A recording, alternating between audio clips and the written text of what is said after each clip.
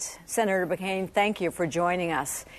In dozens of states, the group Acorn is accused of filing thousands of bogus voter registrations. In Central Florida, they even tried to register a Mickey Mouse. And one person here in Orange County was registered 21 times.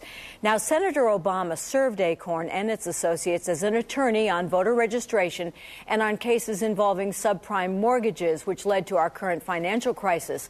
Why haven't you gone after him on these serious issues of voter registration fraud and the mortgage crisis? Well, we have to investigate these, not only allegations, there's evidence that there's been voter fraud going on in the battleground states primarily. Even, I'm told, in the state of Nevada, they've had shut down their offices. The point is that we're tampering with, Acorn is tampering with America's most precious right. There has to be a full and complete investigation, but it has to be immediate because we can't afford. We know how close Florida's been, Barbara. I don't have to tell you. And several thousand votes could obviously tip the entire huge state of Florida. So Senator Obama has had relations with Acorn in the past. Those, like his relations with William Ayers and others, Americans need to be fully informed. Now, recently, Representative John Lewis said you and Governor Palin are sowing the seeds of hatred and division, hearkening back to the hatred and violence of the civil rights movement. How do you respond to that?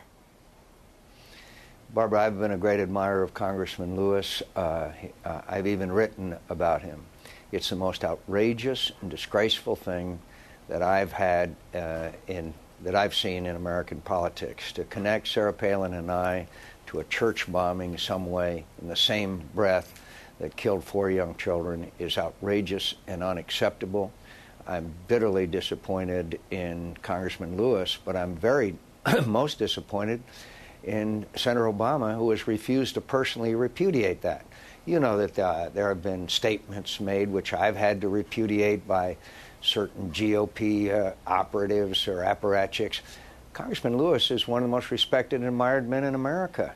Senator Obama should immediately repudiate these statements. And again, this kind of thing I have not seen before in my political life, and it's unacceptable. Do you feel that the Democrats are trying to paint you into a box, in other words, making it impossible for you to criticize Senator Obama? Oh, I think they'd like that. They've tried to define this, the parameters of this campaign for a long time, but they're not gonna. In the case of Mr. Ayers, I don't care much about an old unrepentant terrorist. I do care about Senator Obama's candor and truthfulness about his relationship with Mr. Ayers. It's very different from a, quote, just a guy in the neighborhood. And as Senator Clinton said in their debates, we need to know the full extent of the relationship with Mr. Ayers.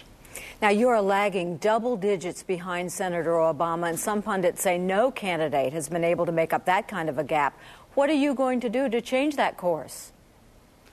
Actually, we are behind, but it's about 5 or 6 points, and we're very competitive in Florida and all the other states. They're all within margin of error. Look, political pundits have written my campaign off more times than I can count from the time we began this campaign. So, look, when I see the enthusiasm and the turnouts of the crowds all over this country, and as Sarah Palin and I had 17,000 people turn out in the Hampton Roads area in Southern Virginia yesterday, look, I'm excited. We're doing just fine. Senator Obama has sent his top people here to Florida. He has hundreds other working for him here in this state. What are you going to do? Are you going to cut and run here or fight harder? Oh, we're doing fine in Florida. We're ahead in some polls. We're a little bit behind in other polls.